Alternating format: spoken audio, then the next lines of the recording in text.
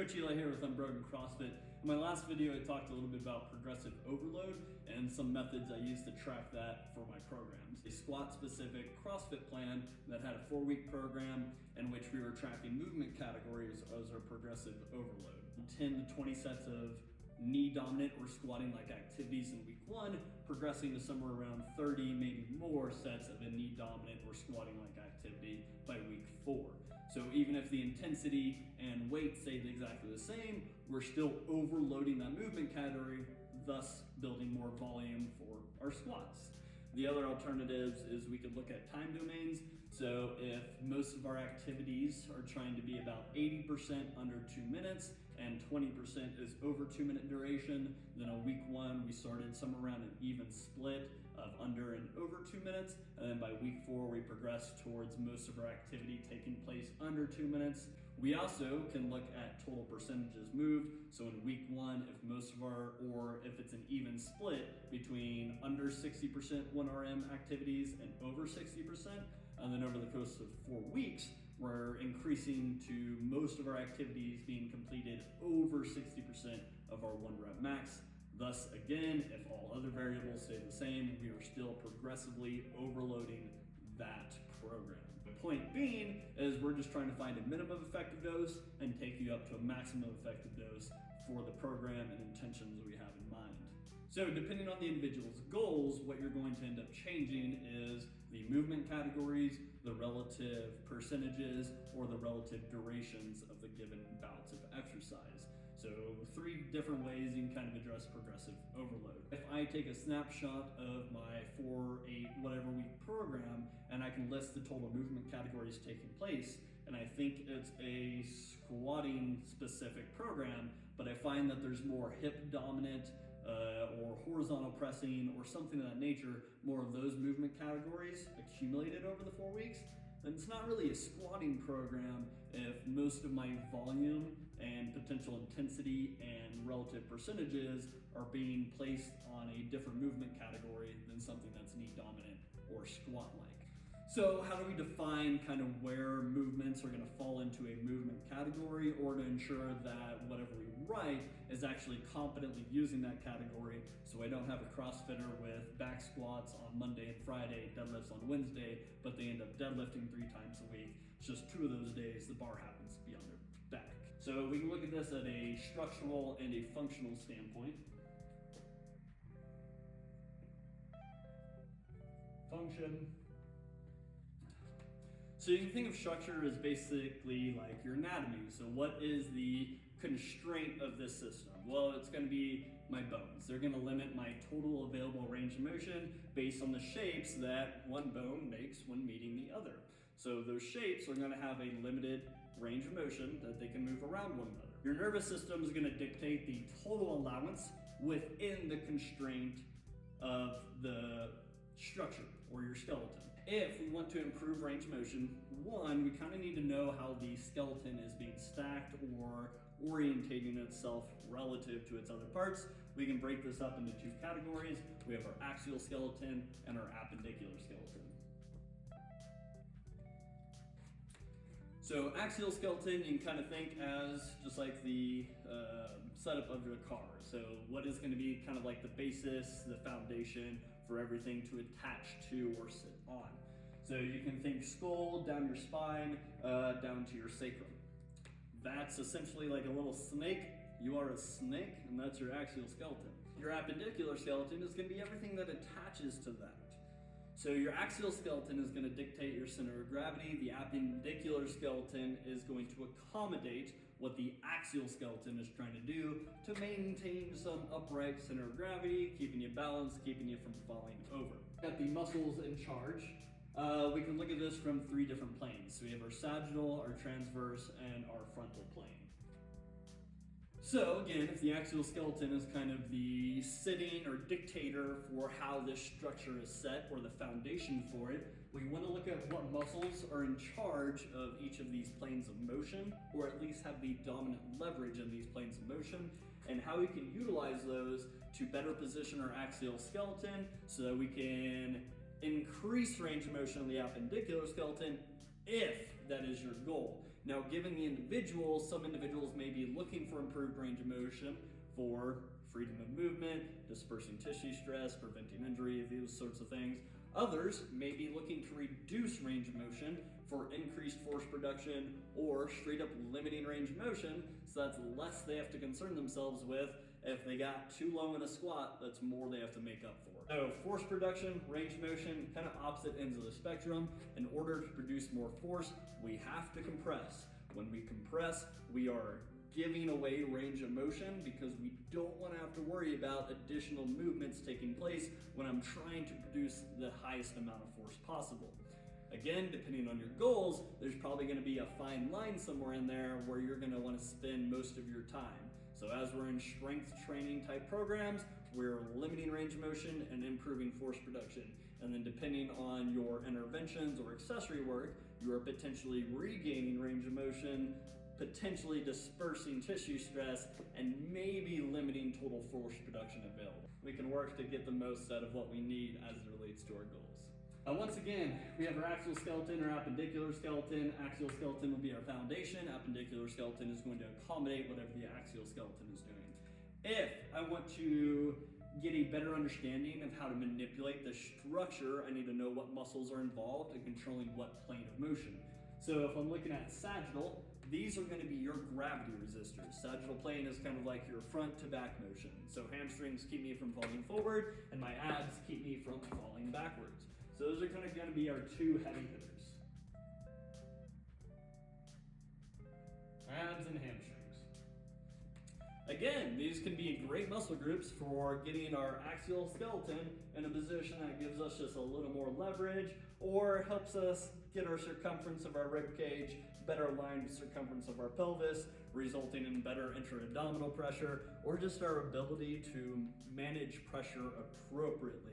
So we don't have certain muscles that are constantly under leverage or tension and some muscles that are constantly under length or more eccentric orientation. Abs and hamstrings are going to keep you from falling forward and falling backwards. So now if you look at our frontal plane activities, this is our ability to go ice skating or skateboarding or anything that involves an asymmetrical stance, whether that be front to back or staggered side to side. The idea of a frontal plane activity is that I'm able to center my gravity over a stance leg. So whenever we're walking, there's always going to be a combo of sagittal, frontal, and transverse activity taking place. So I'll have my swing, sagittal, I'll have my mid or max propulsion phase, which is going to be more frontal, and then I'll have my toe off, which will be a little more transverse activity.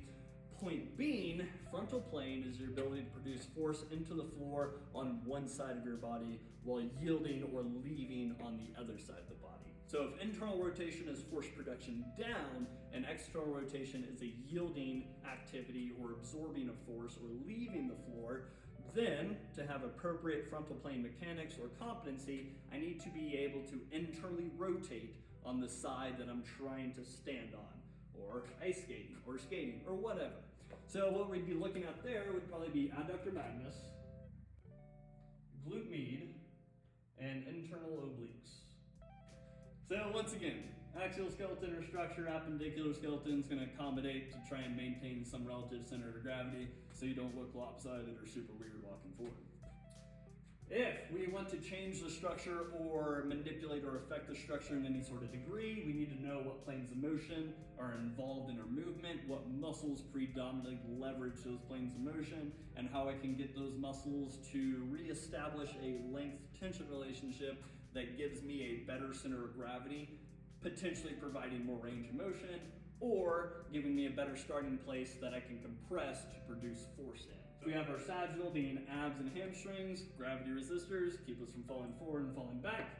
If we have our frontal plane musculature that is helping us stance from side to side so I can be on one side and produce optimal force into the floor, we'd be looking at adductor magnus, glute med, internal obliques, so muscles that are going to help me squish to one side or compress to one side. Lastly, if we're looking at transverse activity, there's going to be several different muscles that are going to help us rotate or coil in and out of ourselves. These are typically going to be a combo of sagittal and frontal plane musculature that is going to be involved, as well as some transverse muscles that cross the body in that sort of direction. So point being is if I'm trying to develop someone's competency for a movement category so I can ensure over the course of their 4-week program that their back squats are not a deadlift with a bar on their back, then I want to start them in a way that's going to be easiest to position that axial skeleton and a way that's going to set them up for success in a squat. So a quick overview, squat and deadlift kind of being opposite movement categories. If a squat is an expansive strategy and a deadlift is a compressive strategy, we can think of squat knee dominant and deadlift is hip dominant. So during a squat, my pelvis is going to expand, it's going to compress around 90 degrees and then re-expand at the bottom of the squat so I can poop. For a deadlift, up top, I'm going to expand and then right about 90 degrees, so about where I grab the bar, my pelvis is going to be the most compressed. So essentially, crazy waving inflatable arm dude, he's turned off. So then you just shoot some air into the crazy waving inflatable arm guy and he's gonna jolt up to stand up as he is expanding from that compressed position. The squat is I'm trying to maintain an expansive strategy so it can I get my diaphragm to descend into my pelvis throughout the squat and then compress that to send my guts back up into my chest and help me stand up. So for a squat, the pressure in my pelvis has to be greater than the pressure in my thorax so I can stand out of the bottom. Whereas a deadlift, I'm going to compress maximally at the bottom, and then the goal is just trying to expand the axial and appendicular skeleton so that I can stand up with it. So if we're looking at those as two different movement categories, and I have an individual whose squat is more or less looking like a deadlift, yes, we can look at nutation of the sacrum as a roll and what that may end up looking like as a much more good morning looking type squat.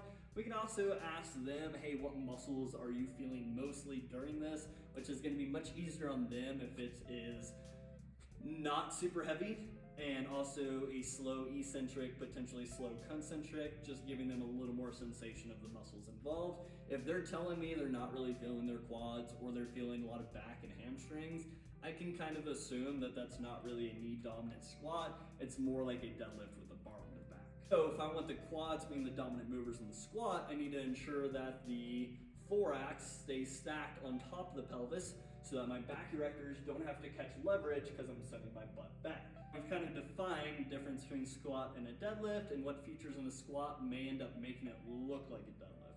So ideally, if the knees go forward and the knees come back, the knees go forward and the knees come back, it's a knee dominant. If the hips go back and the hips come forward, it's hip dominant. So those are gonna kind of be our two big categories to look at there. I have somebody whose squat is a deadlift. What is the first thing I'm gonna do to address that to try and turn their squat into more of a squatty squat or a knee dominant activity?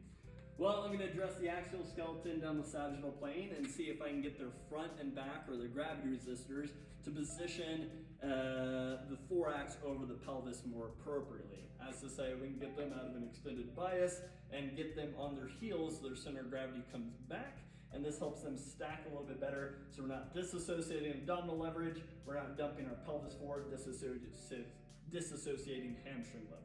If I can get these two guys to find a better length tension relationship, hamstrings will get a little tighter.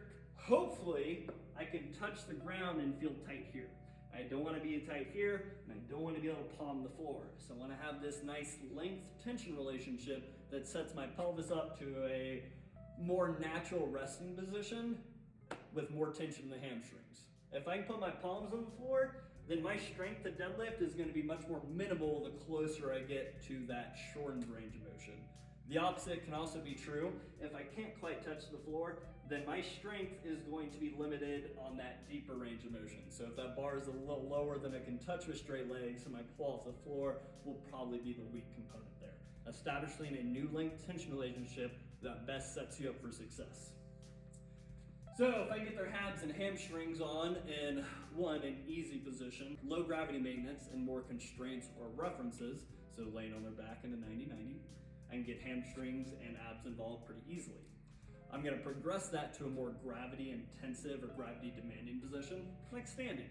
So if they can stand and still find their hamstrings and abs, great, we're slowly building that competency. So now I kind of know their sagittal awareness or competency is developing or potentially there.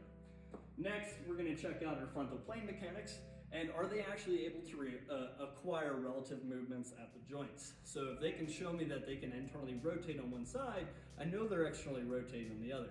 So if, again, we have a slow eccentric at low to moderate weight, I can ask them what muscles they're primarily feeling, and I can use that as a reference for, okay, is this actually competently being accomplished?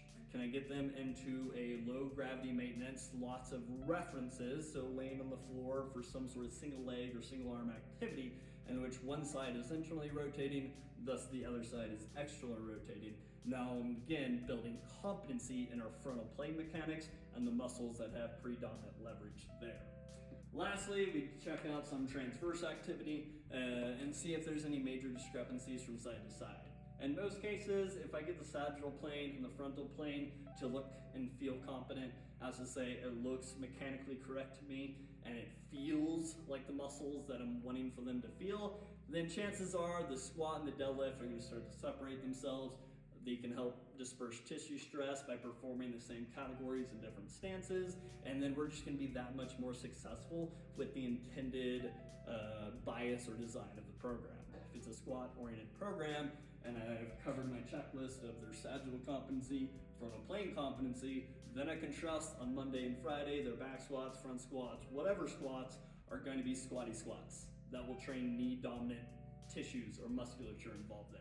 And that on their Wednesday or whatever day, that their hip dominant activity is a hip dominant activity, training the tissues of the hip, so we're not doubling up on a movement category and we're better able to disperse stress or allocate resources as necessary to the intended meat and potatoes of the program. Quick overview, more or less, of kind of defining your structure of movements, how they can be defined competently to fit the movement categories we're looking for, and maybe a little progression, regression of how to address those movements so you know that whenever you write the workout, that it is fitting the movement category that you had intended for. In our next video, I'm going to cover a little bit on addressing function. So what's our sets, reps, rest, time domains, measures that we take into account when I'm looking at how this training is going to affect or translate to the client's goals. Today, we covered the structural component, so kind of like the anatomy of things. Next time, we'll touch on function, so a little more physiology and how that relates to your clients. So, thanks again, y'all. Coach Eli with Unbroken CrossFit. And yeah, check out the YouTube, check out the Instagram. Hopefully it's useful. Let me know if you got any questions. Would love to start a conversation. So, happy Tuesday, everybody.